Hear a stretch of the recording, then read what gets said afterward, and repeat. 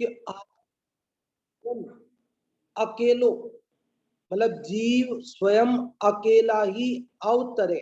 अवतरे मतलब अवतार लेना, जन्म धारण करना, कि आप अकेलो अवतरे, कि जीव अकेला ही अवतरित होता है, जन्म धारण करता है, और मरे अकेलो होए, और मरते समय भी अकेला ही होता है, जन्म भी अकेला लेता है और मरण भी अकेला करता है। यूं कब हूं इस जीव को, यूं मतलब इस प्रकार, कब हूं अर्थात कभी भी, इस जीव को साथी सगा न कोई, इस जीव का कोई भी साथी सगा मित्र नहीं है। दोनों लाइन का क्या अर्थ हुआ कि यह जीव, आप और हम सभी अकेले ही जन्मते हैं और अकेले ही मरते हैं। इस प्रकार इस जीव का इस संसार में कोई भी साथी मित्र, कोई रिश्तेदार नहीं है वास्तव में। यदि वो मित्र हो, रिश्तेदार हो, साथी हो, सगा हो, तो उसे उसके साथ ही आना चाहिए और उसके साथ ही जाना भी चाहिए। लेकिन ऐसा देखते हैं, ऐसा होता नहीं है कि कोई साथ में आए या साथ में जाए। यहाँ जन्मता अकेला है और मरता अकेला है, ये कह करके उन्होंने, ऐसा थोड़ी कि जन्म अकेले होता है और मरण अकेले होता है। लोग ये सोचते हैं हाँ हाँ साहब जन्मता तो अकेला है, हाँ हाँ साहब मरता तो अकेला है, लेकिन जब बीच में जो 60 70 80 100 वर्ष जीता है तब तो साथ में रहता है ना, तब तो साथ ही सगा है ना। तो कह रहे ए भाई सही अर्थ नहीं समझा। उन्होंने कहा कि जन्मता अकेला है, मरता अकेला है, मतलब जन्म से लेकर मरण तक जीव अकेला है। जन्म से लेकर मरण तक, शुरू की अवस्था पकड़ ली जन्म और अंतिम अवस्था पकड़ ली मरण, तो जन्म में अकेला, मरण में अकेला, तो बीच में काय को करते हो झमेला? क्यों ऐसा भ्रम पालते हो कि ये मेरा है? अरे भैया कोई किसी का नहीं है, ना तो जन्मता कोई साथ में है इसके, ना तो मरता इसके कोई साथ में है, और बीच में कौन किसका सगा है, कौन किसका मित्र है? सब स्वार्थ के सगे हैं। स्वार्थ सधता है तो साथ में देखे जाते हैं, और स्वार्थ की सिद्धि नहीं हो तो तुरंत अलग देखे जाते हैं। और जब साथ देखे जाते हैं तब भी वास्तव में काय के साथी है? देखो, हमारा दुख क्या कोई बांट सकता है, कोई ले सकता है, कोई कम कर सकता है ऐसी व्यवस्था वस्तु की? लोग कहते तो हैं कि बांटने से दुख बट घट जाता, सुख बढ़ जाता, लेकिन क्या वास्तव में ऐसी स्थिति है? देखो मैं आपसे पूछूं कि मान लीजिए अभी मेरे को 102 डिग्री बुखार हो रहा है और मेरा एक साथी आ गया, मेरा एक मित्र आ गया, तो क्या 101 डिग्री हो जाएगा? और दो मित्र आ गए तो 100 डिग्री रह जाएगा, और तीन आ गए तो 99 रह जाएगा, चार आ गए तो ठीक हो जाएगा क्या? अरे भाई वो तो जो बुखार है वो है ही, भले ही 10 मित्र भी आकर मेरे पास बैठ जाएं, मेरी सेवा करें, भले ही मेरे हाथ पैर दबा सकते हैं, मेरे को गोली लाकर दे सकते हैं, मुझे डॉक्टर को दिखा कर ला सकते हैं, अन्य कार्य कर सकते हैं, लेकिन मेरे दुख को कम नहीं कर सकते, मेरे दुख को बटा नहीं सकते, मेरे दुख को दूर नहीं कर सकते। बालक के सिर में दर्द हो, बालक के पेट में दर्द हो, रात को नींद ना आती हो, माँ उसके पास जागती रह सकती है, बैठी रह सकती है, उसका सिर दबा सकती है, उसे पेट में सहला सकती है, उसे गोली दवाई दे सकती है, लेकिन उसके दर्द को नहीं बांट सकती है। बांट सकती है क्या? नहीं बांट सकती। इससे ये बात सिद्ध होती है कि जीव अकेला है। अपने पाप और अपने पुण्य कर्मों का फल भी जीव अकेला ही भोगता है। जन्म अकेला, मरण अकेला, जहां भी जाए जीव अकेला जाता है, अकेला आता है। लोग कहते हैं कि पंडित जी आप कह भले ही रहे हो कि अकेला जन्मता है, अकेला मरता है।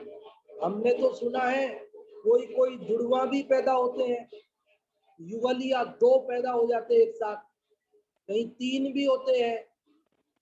तो भले ही दो भी पैदा होवे, युगल भी जन्मे, जुड़वा भी जन्मे, लेकिन जन्म का दुख सबको अपना अपना भोगना पड़ता है। क्या कोई जन्म के दुख को बटा लेता है दूसरा? अरे एक ही अस्पताल में एक साथ अनेक लोग जन्मते हैं, लेकिन सब अपना अपना दुख भोगते हैं। कोई किसी के दुख को बटाने में समर्थ नहीं। कई लोग कहते हैं पंडित जी जन्मते तो भले ही अकेले हैं, लेकिन मर तो बहुत लोग एक साथ जाते हैं। एक बस दुर्घटनाग्रस्त हुई और 10 लोग एक साथ मर गए। कोई एक प्लेन दुर्घटनाग्रस्त हुआ और 500 लोग एक साथ मर गए। ऐसे अनेक घटनाक्रम देखे जाते हैं कि जहाँ भूकंप आ गया और लाखों लोग एक साथ मर गए। कहीं बाढ़ में, कहीं कोई अग्निकांड में, कहीं कोई बम बार्डिंग में अनेक लोग एक साथ मर जाते हैं। आप कह रहे हो एक साथ नहीं, अकेला जन्मता अकेला मरता है।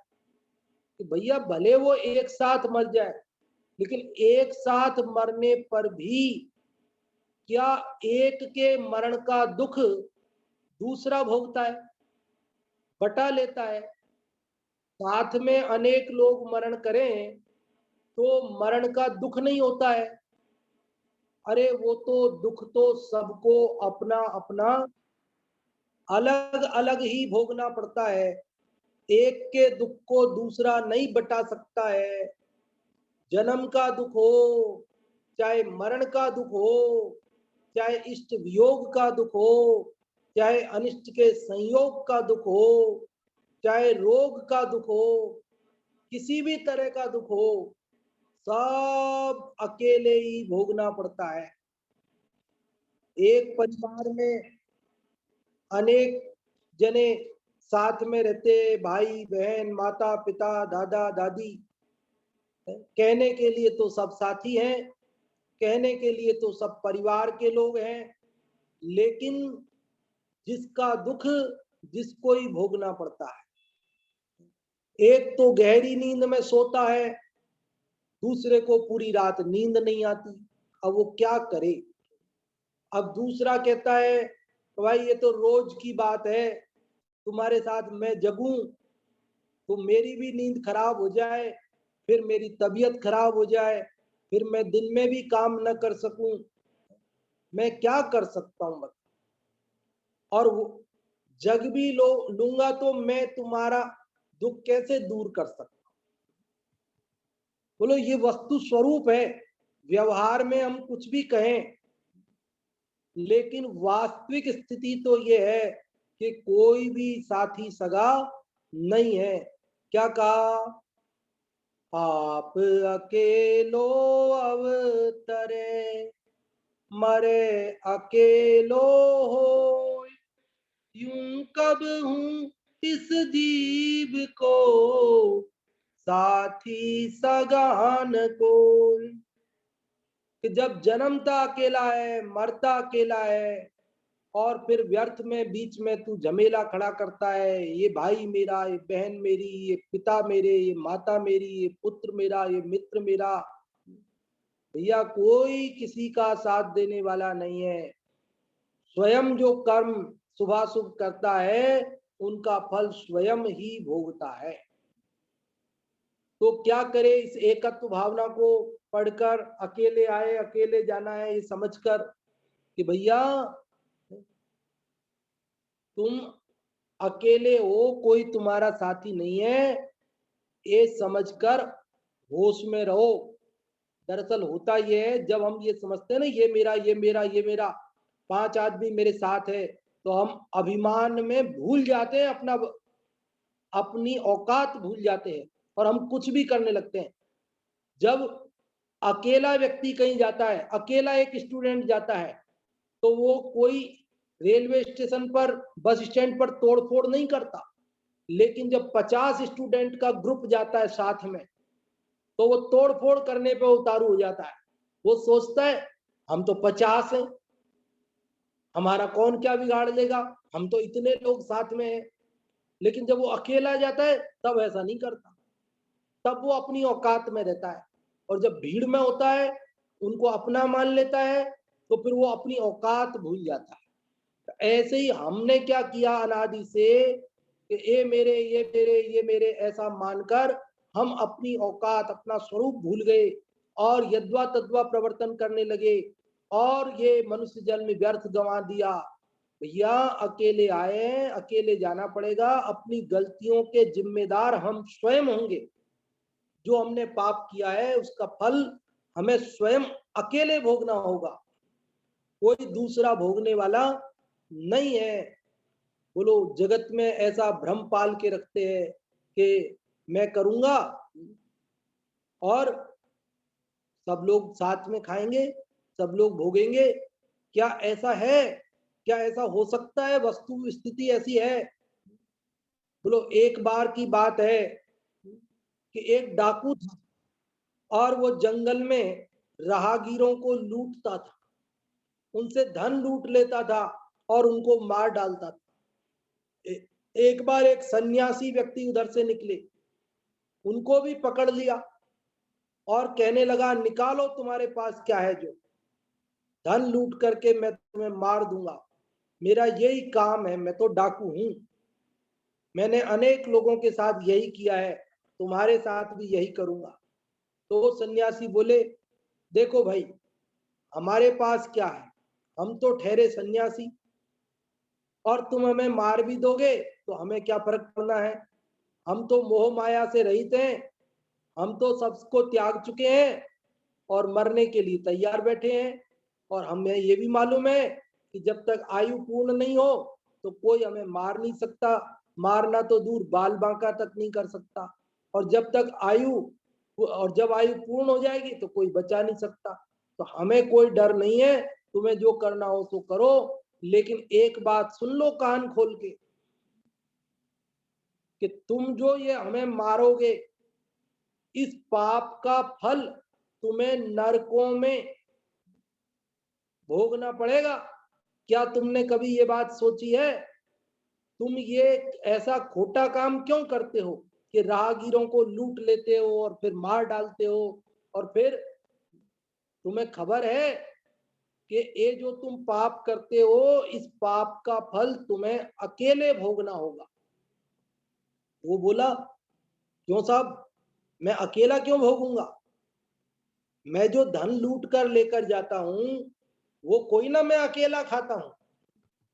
उस धन को हम घर में पूरा परिवार मिल बांट कर खाता है।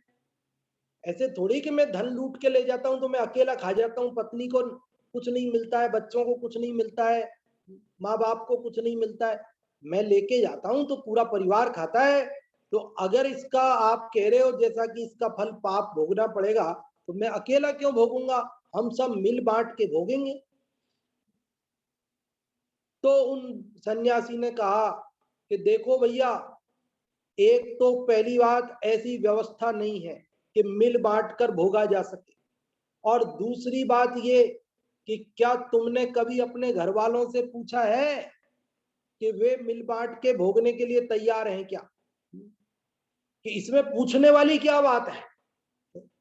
जब मेरा धन सब लोग भोगते हैं, तो उसका यदि पाप भी होगा तो पाप भी मिलके भोगना ही पड़ेगा, उसमें क्या बात है? कि नहीं नहीं, तुमने पूछा है क्या उनको? तुम एक बार पूछ के तो देखो वो भोगने के लिए तैयार है कि नहीं है। तो बोले, अच्छा, आप मूर्ख किसी और को समझना, मैं पूछने जाऊं और तुम यहां से भाग जाओ, इतना बेवकूफ समझा है क्या मेरे को? तो सन्यासी ने कहा नहीं भैया, हम क्यों भागने लगे? तुम्हें विश्वास नहीं हो तो तुम हमें यहाँ बांध के जाओ, रस्सी से बांध के जाओ, इस पेड़ से सांकल से ताला लगा दो, चाबी जेब में रख के जाओ, या कौन दूसरा खोलने वाला है, और तुम पूछ के आ जाओ तसल्ली से, हम कहीं नहीं जाएंगे, और फिर हमारा जो करना हो सो करना तुम। तो उसने कहा ठीक है, मैं पहले आपको बांध देता हूं फिर जाता। उनको बांध दिया और गया पूछने घर में, और जाकर के जल्दी से बोले इधर आ जाओ आ जाओ आ जाओ, सबको बच्चों सबको इकट्ठा कर लिया, एक अर्जेंट मीटिंग है। कि क्या मीटिंग है, क्या बात है, क्यों हल्ला मचा रहे हो?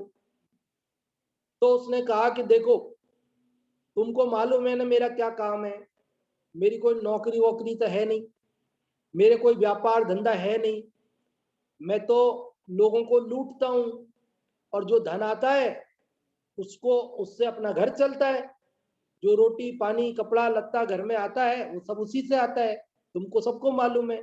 तो बोले हाँ मालूम है। तो बोले आज कोई सन्यासी आया है पकड़ में, और वो ऐसे कह रहा है कि मैं जो ये काम करता हूं लूटपाट का, इससे मेरे को पाप लगता है और इसका फल मेरे को अकेले भोगना पड़ेगा नरकों में। तो मैंने ये कहा कि भाई मैं धन कमाता हूँ, ये लूटपाट करके लाता हूँ, तो ये हम सब मिल बांट के खाते हैं, तो मिल बांट के भोगेंगे। वो कह रहा है कि नहीं, तुम अकेले भोगोगे, पहले पूछ लो वो लोग तैयार हैं कि नहीं। तो मैं पूछने के लिए आया हूँ, तुम लोग बताओ, अगर इसका दंड मिला, अगर इसका फल भोगना पड़ा, मतलब अपने को पाप का फल, तो क्या तुम लोग मेरे साथ मिल बांट के भोगोगे कि नहीं भोगोगे, बता दो। तो तुरंत पत्नी बोली अजी हम क्यों भोगेंगे, कि भाई मैं तुम्हारे लिए ही तो लाता हूं धन कमा के, मैं किस लिए लाता हूं ये सब करके, ये जो झूठ हिंसा चोरी चकारी, व्यापारी भाई व्यापार में जो गड़बड़ करते हैं, अन्य जो भी जिस भी क्षेत्र में धन कमाने के लिए जो कुछ भी पाप कार्य करके लाते हैं, तो बोले उसका फल तुम नहीं भोगोगे। तो बोला हम क्यों भोगेंगे, हमने कब कहा कि तुम लूटपाट करके लाओ, तुम मेहनत करके लाओ ना। अरे तुम हमको शादी करके लाए हो, तो हमारा पेट पालन करना ये तुम्हारी ड्यूटी है, और तुम ईमानदारी से पेट पालन करो। हमने कब मना किया, हमने कब कहा कि तुम बेईमानी से लूटपाट करके लाओ और हमारा पेट भरो? तुम बेईमानी करते हो, लूटपाट करते हो, तो इसका फल तुम अकेले भोगोगे, हम नहीं भोगने वाले। बच्चों से पूछा, बच्चों तुम तो भोगोगे मेरे साथ में, मम्मी ने तो मना कर दिया, लेकिन तुम लोग तो भोगोगे ना मेरे साथ में बेटा। कि पापा हम क्यों भोगेंगे, आप मेहनत मजदूरी करके लाया करो, ईमानदारी से कमाया करो, आप बेईमानी से लूटपाट करके लाओगे तो हम क्यों फल भोगेंगे उसका, आपको ही भोगना पड़ेगा। घर में एक एक कर सबने मना कर दिया।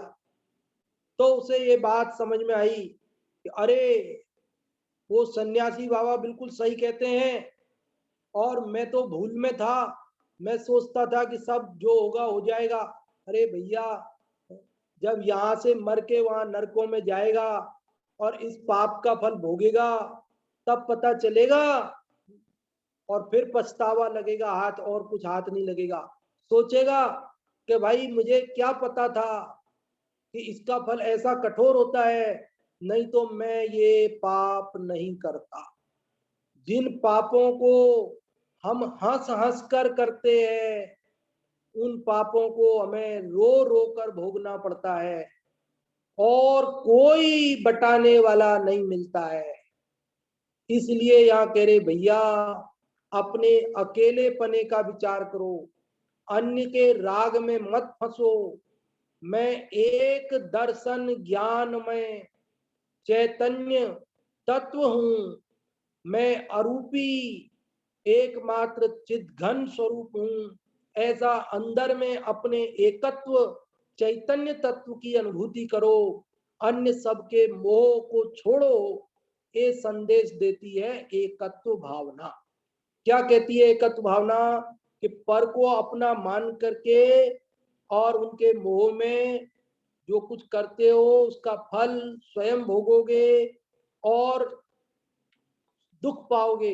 इसलिए सबके मोह को छोड़ो और अपने एकत्व चैतन्य तत्व की अनुभूति करो।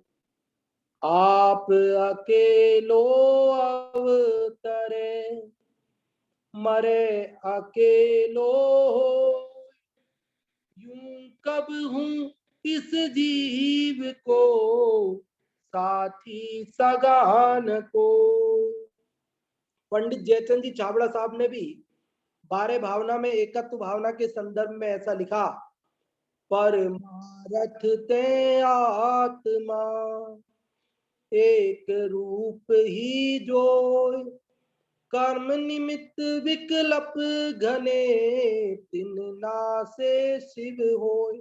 कि परमार्थ से आत्मा, परमार्थ से मतलब निश्चय से, वास्तव में देखा जाए तो आत्मा एक रूप है, आत्मा एक है और एक रूप है। उसमें कर्म के निमित्त से नानापना पैदा होता है। ये राग द्वेष काम क्रोध, ये जो विभाव है ये नाना रूप है और स्वभाव है वो एक रूप है। तो कर्म के निमित्त से मोह के निमित्त से नाना प्रकार के विकल्प खड़े होते हैं। उन विकल्पों का नाश करने पर शिव होए, मुक्ति होती है। ये जो राग आदि भाव पैदा हुए हैं ये कर्म के निमित्त से पैदा हुए हैं। ये कर्म की संपत्ति है, मेरी नहीं है। मैं तो इन सब से भिन्न एक ज्ञायक टंकोत्कीर्ण हूं। ऐसा अंदर में अनुभूति करने से क्या होता है, शिव मुक्ति होती है। इसलिए इस एकत्व भावना में यह विचार किया जाता है कि जगत में मैं अकेला हूं, अन्य कोई मेरा अन्य कोई मेरा नहीं है। इसके लिए अगली भावना है अन्यत्व भावना। मैं अकेला हूं, एकत्व भावना में तो मैं अकेला हूं, इतनी बात विचार की जाती है।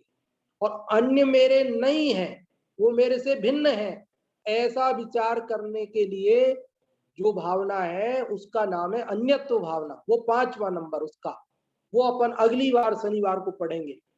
तो अभी अपन कौन सी भावना पढ़ रहे हैं, एकत्व भावना। और पंडित दौलत राम जी ने छेडाला की 5वीं ढाल में भी एकत्व भावना में क्या पंक्ति लिखी है, शुभ अशुभ कर्म फल जेते भोगे जिये कही ते सुत दारा होय न सीरी सब स्वार्थ के हैं भीरी। सुत दारा होय न सीरी, सुत मतलब पुत्र और दारा मतलब स्त्री, ये सीरी मतलब साथी नहीं होंगे। सब स्वार्थ के हैं भीरी, ये सब स्वार्थ की भीड़ है। स्वार्थ सधता है तब तक अनेक लोग साथ खड़े हो जाते हैं और स्वार्थ की सिद्धि नहीं होने पर सब दूर हो जाते हैं। शुभ अशुभ कर्म फल जेते, कि शुभ और अशुभ कर्मों के जितने भी फल हैं भोगे जिय एक ही तेते, जीव उनको एक ही मतलब अकेला ही भोगता है। बोलो कौन बटाता है, अभी हमने कहानी सुनी ना, तो वो कोई भी उसके पाप के फल को भोगने के लिए तैयार नहीं है।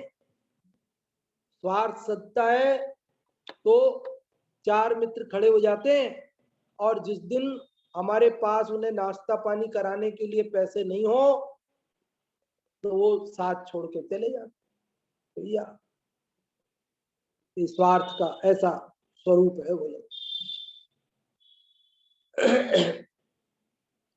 अपने मंगत राय जी की भी 12 भावना पढ़ी थी अपन ने, उसमें एकत्व भावना में क्या लाइन थी, जन्मे मरे अकेला चेतन सुख दुख का भोगी और किसी का क्या एक दिन यह देह जुदी होगी। कमला चलत न पेंड जाए मरघट तक परिवारा। अपने अपने सुख को रोवे पिता पुत्र दारा। जो मेले में पंथी जन मिल नेह फिरे धरते।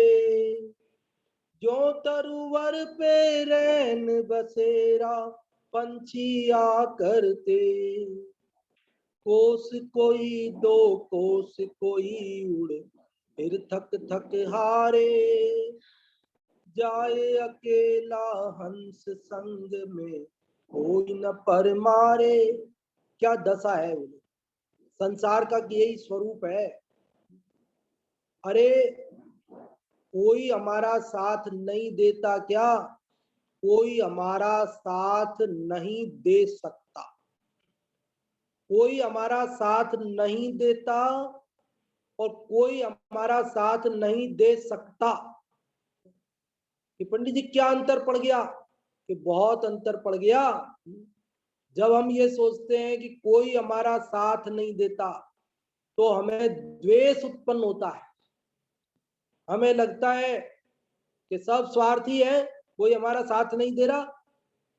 और जब हमें ये बात समझ में आती है कि कोई हमारा साथ नहीं दे सकता तो फिर समता भाव उत्पन्न होता है।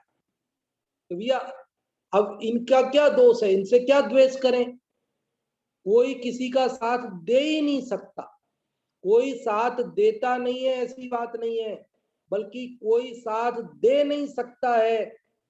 मेरे मेरी आयु कोई छीन नहीं सकता, मेरे को आयु कोई दे नहीं सकता, मेरे पाप के उदय को कोई बटा नहीं सकता, मेरे पुण्य के उदय को कोई छीन नहीं सकता। तो ये वस्तु का स्वरूप है। कोई मुझे साथ नहीं देता, नहीं, कोई मेरा साथ चाहे तो भी नहीं दे सकता। अज्ञानी ऐसा सोचता है कि लोग मेरा साथ नहीं देते और दुखी रहता है। और ज्ञानी ये विचार करते हैं कि कोई मेरा साथ दे नहीं सकते, इसलिए वो साम्य भाव में रहता है, समता भाव में रहता है। न किसी से राग करता है और न किसी से द्वेष करता है। क्योंकि कोई जब मेरा साथ दे ही नहीं सकता है, वस्तु का स्वरूप ये है कि मुझे अकेले आया हूं, अकेले जाना है, अपने कर्मों का फल अकेले भोगना है, तो फिर क्यों तो किसी से राग करूं और क्यों तो किसी से द्वेष करूं। वो तो समता भाव। तो हमें क्या करना, इस एकत्व भावना को समझ करके किसी से द्वेष करना कि साहब सब स्वार्थ के हैं, भीरी सब स्वार्थी लोग हैं, कमा के लाता हूं वो तो सब खा लेते हैं और पाप का फल भोगने कोई तैयार नहीं है, तो द्वेष करें क्या। अरे द्वेष नहीं करना है। यदि द्वेष कर लिया तो पहले राग करते थे, अब द्वेष कर लिया, मतलब क्या निकला। ये 12 भावनाओं का फल द्वेष कराना नहीं है, 12 भावनाओं का फल है समता भाव। इन चिंतत सम सुख जागे, जिमि ज्वलन पवन के लागे। ये 12 भावनाओं के चिंतन से समता भाव उत्पन्न होता है। क्या होता है, समता भाव। ममता छूटती है और समता आती है। किसी से राग नहीं रहता, राग टूट जाता है और द्वेष उत्पन्न नहीं होता है, बल्कि वीतरागता उत्पन्न होती है, वैराग्य, सच्चा वैराग्य उत्पन्न होता है। इसीलिए तो मुनिराज भी अपने वैराग्य को दृढ़ करने के लिए 12 भावनाएं भाते हैं और गृहस्थ भी वैराग्य उत्पन्न करने के लिए 12 भावनाएं भाते हैं।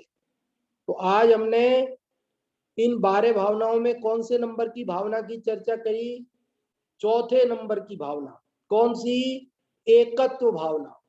पहली कौन सी थी, अन्यत्व अनित्य भावना। दूसरी कौन सी, अशरण भावना। तीसरी कौन सी, संसार भावना। और आज हमने कौन सी पढ़ी? एकत्व भावना। तो चारों भावनाओं के नाम याद हो गए क्या? आप में से कोई 4 भावनाओं के नाम, शुरू की 4 भावनाओं के नाम यदि बता सकते हो तो रेज हैंड करें, तो हम आपसे 4 भावनाओं के नाम सुनेंगे। हाँ जी, शुरुआत की 4 भावनाओं के नाम बताने के लिए अनेक लोगों ने रेज हैंड किए हैं और उनमें से हम अभी किसी एक को बताने के लिए कहेंगे। और अभी हम, शशि जी आपको अनम्यूट किया, आप बताएं। अनित्य, पंडित जी जय जिनेन्द्र। जय जिनेन्द्र।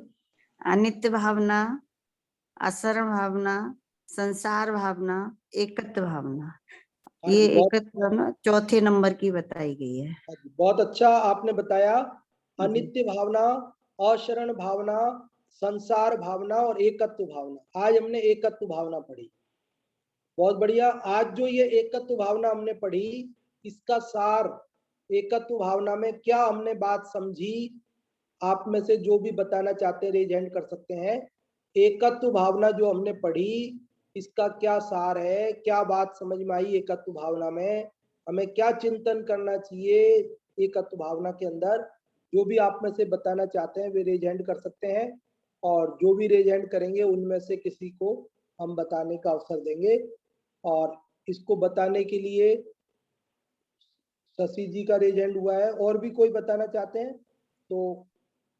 हाँ जी, इंदिरा जी आपको अनम्यूट किया है, आप बताएं। जय जिनेन्द्र पंडित जी। जय जिनेन्द्र।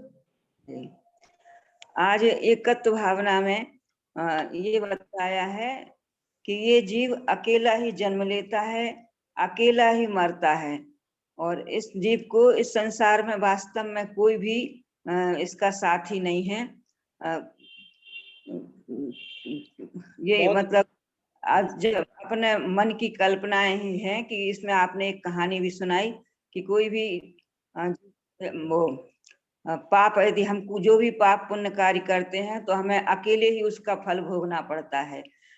इसमें छेढ़ाला की भी भावना आपने बताई, शुभ शुभ अशुभ कर्म फल जेते, भोगे जिए एक कहीं तेते, सुत दारा होय न सीरी, सब स्वार्थ के हैं भीरी।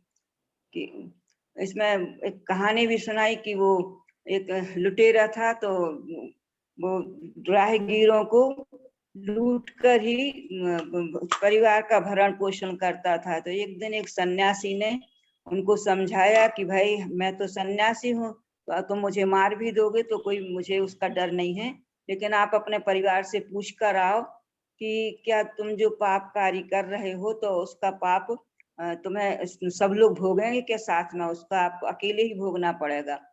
तो सन्यासी की बात पर विश्वास करके उन्होंने परिवार से पूछा, पर पत्नी ने, बच्चों ने, माता पिता ने, सबने इस बात से इनकार कर दिया और कहा कि भाई ये तो आप अपनी इच्छा से करते हो पाप कार्य, आप अच्छी आजीविका करो और उससे हमारे अपने परिवार का भरण पोषण करो, हम पाप का फल तो नहीं भोगेंगे।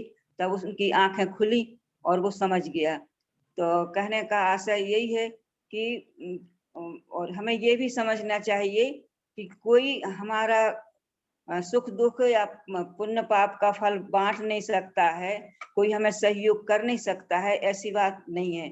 सच बात तो ये है, वस्तु स्वरूप तो यही है कि कोई हमारा कुछ भला बुरा कर नहीं सकता है, कोई मतलब हमारा साथ दे नहीं सकता है।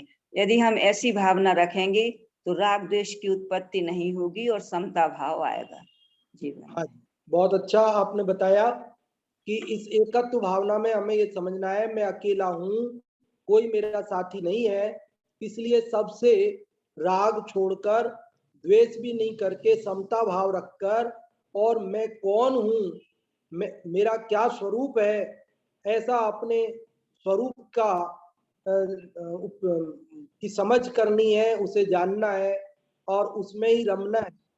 यही एकत्व भावना का संदेश है कि हम अपने को पहचाने, हम अकेले हैं, कोई हमारा साथी नहीं है जगत में, और हम अपनी औकात, अपना स्वरूप भूल करके अन्य के भरोसे अंधे होकर के प्रवर्तन न करें, बल्कि हम अकेले हैं, अपने कार्यों के, अपने भावों के जिम्मेदार, उनके फल भोगने वाले हम स्वयं हैं। ये बात समझकर बहुत सावधानी पूर्वक अपना स्वरूप पहचानना चाहिए, उसका निर्णय करना चाहिए, उसमें रमना जमना चाहिए। ये संदेश एकत्व भावना देती है। और हमने आपको ये युवा कक्षा में 12 भावना रोज एक बार पाठ करने के लिए कह रखा है। जब तक ये पूरी नहीं हो तब तक आप एक बार ये भूधर दास जी की 12 भावना का पाठ करें और इसको याद भी करें। जब पाठ करेंगे तो याद स्वतः ही हो जाएगी। और आप लोगों में से जो लोग पाठ नहीं करते हो कदाचित, तो आप रोज एक बार पाठ जरूर करें। छोटा सा है, 5 मिनट भी नहीं लगते 12 भावना का पाठ करने में, और रोज एक बार पाठ करने से ये स्वतः ही याद हो जाती है। आज जो हमने 2 लाइनें पढ़ी, यदि ये किसी को याद हो गई हो तो 2 लाइनें एकत्व भावना की जो सुनाना चाहते हो वो रेज हैंड कर सकते हैं। ये भूधर दास जी वाली, कि आप अकेलो अवतरे मरे अकेलो होए, यूं कब हूं इस जीव को साथी सगा न कोई। ये 2 लाइनें आप में से जो भी सुनाना चाहते हो वे रेज हैंड करें, तो हम किसी एक को सुनाने का अवसर देंगे। अंगूरी जी, आपको अनम्यूट किया, आप सुनाएं। आप अकेला अवतरे मरे अकेला हो, यूं कबहू न इस जीव को साथी सगा न कोई। हाँ जी, बहुत अच्छा आपने सुनाया।